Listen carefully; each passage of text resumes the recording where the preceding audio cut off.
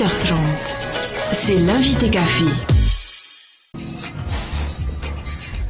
Karine Domelier, bonjour. Bonjour. Vous êtes infirmière coordonnatrice sur le don d'organes. Alors nous sommes ravis de vous accueillir pour parler, même si c'est d'un sujet délicat, souvent douloureux, le don d'organes. Alors l'an dernier, on a assisté à une baisse du nombre de greffes en France de l'ordre de 5%, après 8 années de forte hausse. Une baisse partout, sauf dans les départements d'outre-mer, mais pas dans les autres collectivités ultramarines, comme ici, donc en Polynésie française. En 2018, il y a eu seulement 13 greffes de reins ici, 8 à partir de donneurs décédés et 5 de leurs vivants. C'est inquiétant. Oui, c'est inquiétant parce que on a de plus en plus de personnes qui sont en attente de greffe. Combien? Et 150, 150 à peu près. La liste d'attente, elle va faire que de s'allonger, puisque malheureusement, des personnes qui sont malades de leurs reins, qui sont en dialyse, il y en a de plus en plus aussi sur le territoire. Donc c'est vrai que ces chiffres qui baissent, ça veut dire plus d'attente pour ceux qui sont en attente de greffe. Et donc c'est dommage. Alors quand on parle de greffe ici, on précise bien, il s'agit de greffe de rein. Exactement, c'est la la greffe seule rénale. qu'on peut faire ici depuis 2013. C'est la seule qu'on peut faire. Alors pour faire bouger les choses, la décision a été validée en Conseil des ministres le 28 décembre, une décision importante puisqu'elle a permis en fait, ou elle va déclencher quelque chose, c'est-à-dire le prélèvement de dons d'organes pourra désormais être effectué, sauf si la personne a fait connaître son refus de son vivant. Cette précision dans la législation du don d'organes doit permettre de faciliter le processus et de changer la vie, c'est l'objectif ?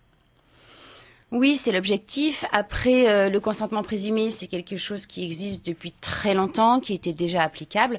Ce qui a été demandé dans le Conseil des ministres, c'est que les modalités d'expression du refus soient principalement écrites. C'est-à-dire qu'on va demander aux gens de s'inscrire sur le registre national des refus s'ils sont contre, ou de l'écrire sur une feuille libre, ou de l'écrire là où ils veulent. Mais que les gens de leur famille soient informés de leur choix.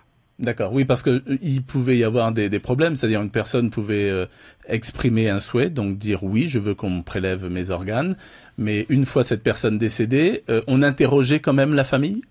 Oui, la loi prévoit qu'on doit de rechercher auprès des proches la non-opposition au don d'organes. D'accord. Donc, de toute façon, on doit rencontrer les familles pour savoir si la personne s'était exprimée contre le don d'organes. D'accord, mais alors en fait on peut se poser la question, pourquoi s'exprimer si derrière on va quand même demander aux familles? On va demander aux familles quelle est la volonté de la personne qui n'est plus là. Et si elle s'est exprimée avant?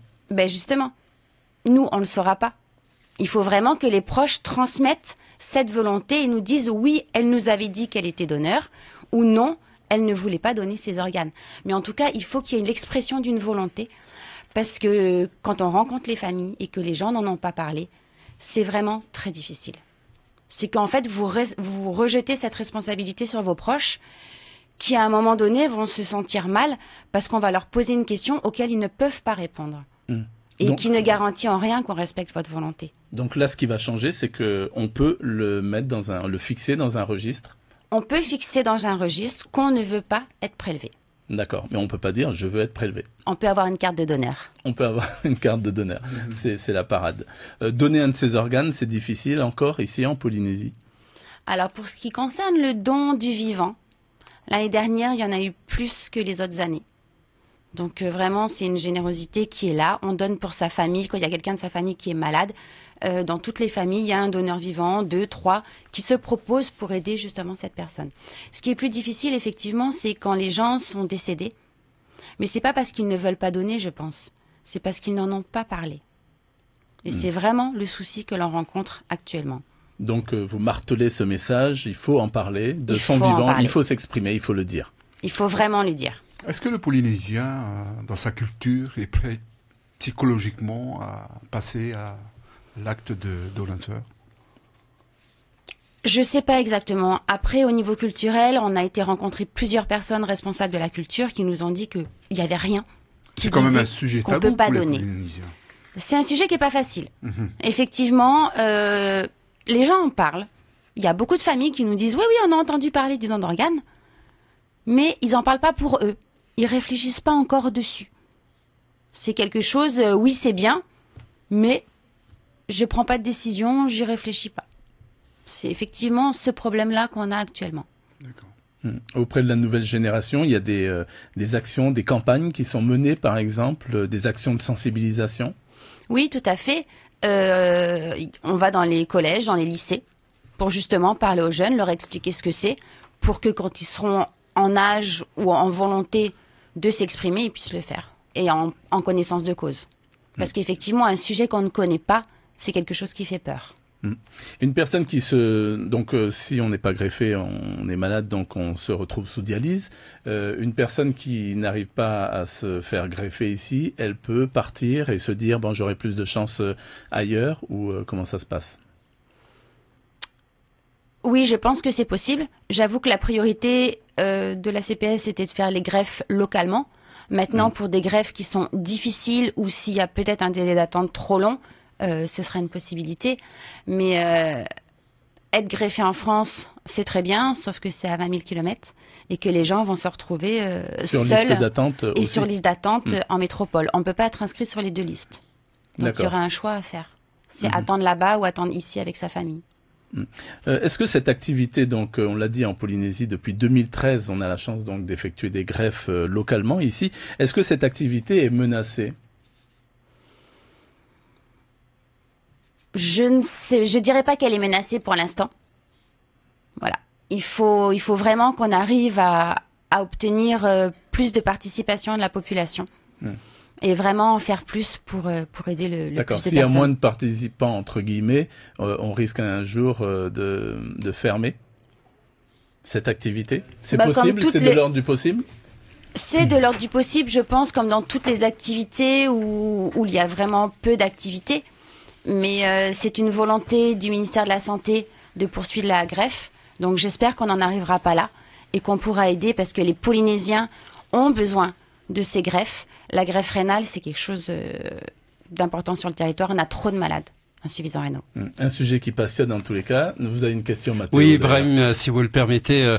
Une auditrice est intervenue tout à l'heure dans notre rubrique. C'est qu'ici, on pose une question tous les jours à nos auditeurs et répondent justement au sujet d'actualité. Elle posait la question, au fait, est-ce qu'il y a une limite d'âge pour les donneurs, au fait, d'organes? Eh ben non. On peut donner ses reins, notamment, très très tard. Si on est en bonne santé, quand on a 80 ans et qu'on a des reins qui fonctionnent bien, on peut les donner. Il faut savoir qu'il y a un appariement d'âge qui est respecté, à une dizaine d'années près. C'est-à-dire qu'un greffon jeune ira pour une personne jeune et un greffon plus âgé ira pour une personne plus âgée. Parce qu'on a aussi des receveurs qui ont 60, 70 ans et qui espèrent avoir encore de belles années devant eux. Est-ce que les compatibilités sont plus grandes, je veux dire, si on est de la même famille ou ça n'a rien à voir? Si. Elles sont quand même augmentées. Et donc alors, par exemple, je dis n'importe quoi, mais on est dans la zone là, ici du Pacifique. Ça veut dire que y a plus de compatibilité possible avec des habitants, des ressortissants du Pacifique. Les Polynésiens avec les Polynésiens, exactement. D'accord, plus que donc avec un Suédois. Et ben voilà. Non mais oui, mais tout à fait. Dire les choses. C'est ça, par le système des groupes sanguins et des HLA, il y a plus de possibilités d'un Polynésien pour un Polynésien qu'un Polynésien pour un Suédois, on est d'accord. Alors on a comme l'impression justement que depuis quelques années, le Polynésien est resté enfermé dans cette culture tabou. Voilà, le don d'organes, c'est pas fait pour donner pour qui que ce soit. Ces dernières années, 3-4 ans maintenant, on a l'impression justement que les mentalités changent petit à petit, que les gens disent plus oui maintenant qu'auparavant. Oui, il y en a plus qui disent oui, parce que c'était une activité très récente. Ça fait que 5 ans qu'on en fait. Et au départ, c'était quelque chose qui n'était pas connu. On dit don d'organes. Tout de suite, ça fait peur. Ils pensent à opération, à mutilation. Et donc, ça faisait peur de donner quelque chose qui vient de soi, qui vient de l'intérieur de soi. Il y a eu de la réflexion. Les gens se sont informés. Il y a eu des campagnes d'information. Et on se rend compte que maintenant, il y a de plus en plus de personnes qui viennent nous voir en nous disant « Ah mais oui, j'y ai réfléchi. Pourquoi pas ? Après tout, quand je serai mort, ça me servira plus. » Donc autant donner, quoi. Donc la prévention porte ses fruits. Ça commence à porter ses fruits. Bon, c'est pas ce qui se reflète dans les chiffres de l'année dernière, mais on pense que ça va s'améliorer et qu'il y aura de plus en plus d'expressions et de donneurs. Merci beaucoup en tous les cas d'avoir répondu favorablement à notre invitation, Karine Domelier. Je rappelle que vous êtes infirmière coordonnatrice sur le don d'organes et que l'on retiendra également ce chiffre. Donc 150, c'est le nombre de personnes qui attendent toujours une greffe de rein, c'est ça, sur le territoire? Oui, on en a 150 à peu près. Merci. Merci à vous. C'était l'invité café, 7h30 du lundi au vendredi.